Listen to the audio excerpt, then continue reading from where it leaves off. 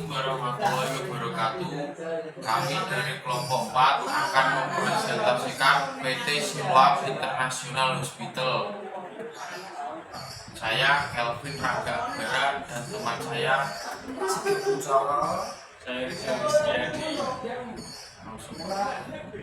PT Siloam International Hospital (TBK). Siloam Hospital merupakan jaringan rumah sakit swasta di Indonesia yang berkomitmen untuk memberikan pelayanan kesehatan berkualitas tinggi di Indonesia. Mulai bisnis pada tahun 1996.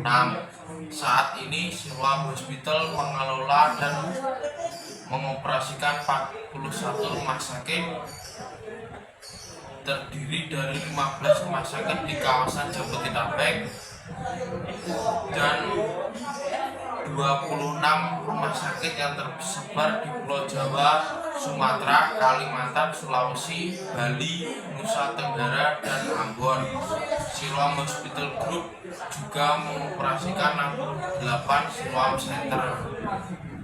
Visi Siloam Hospital adalah menyediakan pelayanan kesehatan dan kualitas internasional dan menjangkau seluruh lapisan masyarakat dalam skala nasional yang berlandaskan kasih ilahi menjadi dasar bagi Siloam Hospital untuk tanggap pada transformasi sosial yang dinamis di Indonesia.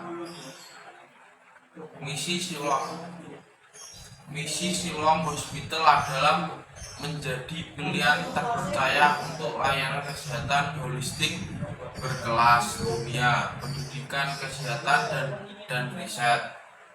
Siloam Hospital merupakan pelopor akreditasi Joint Commission International (JCI) untuk rumah sakit di Indonesia. JCI merupakan lembaga akreditasi internasional berpusat di Amerika Serikat yang fokus pada peningkatan kualitas pelayanan kesehatan dan keselamatan pasien. Melanjutkan dari presentasi dari Mas Calvin, yang kedua yaitu ikhtisar keuangan PT Siloam International Hospital (TBK) dalam jutaan rupiah. Dalam 2021 pendapatan PT Siloam sekitar 9.381,891 rupiah. Laba bruto 3.616,942. Untuk laba rugi 700,184. Jumlah laba rugi yang dapat didistribusikan kepada pemilik entitas induk dan kepentingan non pengendali sekitar 700,184. Total laba rugi komprehensif 691,572. Untuk jumlah laba rugi komprehensif yang dapat didistribusikan kepada pemilik entitas induk dan kepentingan non pengendali 691,572. Kemudian laba rugi per saham dalam rupiah penuh 416,96. Jumlah aset 9.304.325.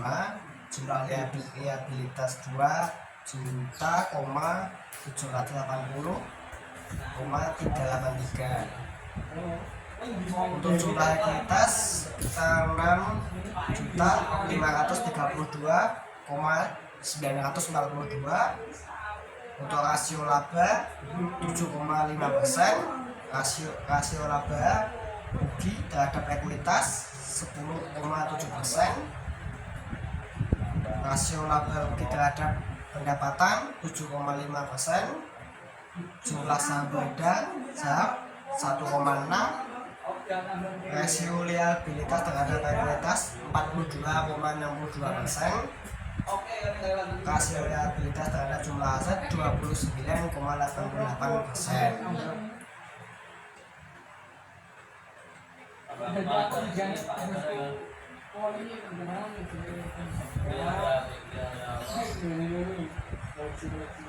Yang ketiga, informasi investor. PT Siloam International Hospital Tbk. Kode saham Silo terdaftar di Bursa Efek Indonesia. Tipe bisnis aktivitas rumah sakit swasta. Tahun pendirian 1996. Tanggal pencatatan saham 12 September 2013. Modal dasar dari PT Siloam International Hospital sejumlah 400 miliar. Modal disetor 162 miliar, terdiri dari 13 miliar saham. Nilai nominal 12,5 rupiah. Tahun buku 1 Januari sampai 31 Desember. PT Mega Pratama Karya Persada. Yang kedua, Prime Health Company Limited CVC Capital Partners. Yang ketiga ada Credit Suisse AGS PT Metropolis OP Indo Utama. Yang selanjutnya publik. Riwayat pembayaran dividen tahun 2014, keuntungan bersih 10,1%. Dividen per saham Rp 5,20 rupiah. Jumlah pembayaran dividen 6.11.720.000. Tanggal pembayaran dividen 18 Juni 2015 sampai Juni 18 2015. Tahun buku 2020, keuntungan bersih 180%. Dividen per saham Rp139. Jumlah pembayaran dividen 224.591.000.000 dari 28 Mei 2021. Tahun buku 2021, keuntungan bersih 36%. Dividen per saham Rp19,30. Jumlah pembayaran dividen 249.903.135 rupiah. Tanggal pembayaran 17 Juni 2022. Catatan tanggal pembayaran dividen sesuai dengan peraturan OJK nomor 32 POJK nomor 04 2014 bab 3 pasal 36 yang menyebabkan dividen harus dibayarkan 30 hari setelah diumumkannya ringkasan risalah RUPS.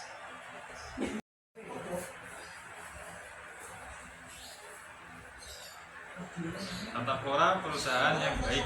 Siloam Hospital telah mengadopsi dan secara konsisten melaksanakan prinsip-prinsip tata kelola perusahaan yang diterapkan secara universal, yaitu transparansi, akuntabilitas, independensi, tanggung jawab, dan kewajaran.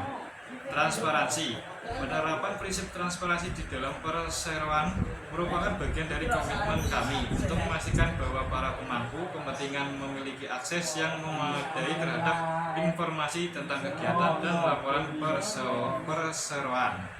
Akuntabilitas. Kami memastikan pelaksanaan prinsip akuntabilitas melalui 3 tingkatan tata kelola, yaitu melakukan penyelenggaraan rapat rutin, rapat umum pemegang saham atau RUPS yang dilakukan setiap tahun, serta review dan evaluasi yang dilakukan setiap triwulan.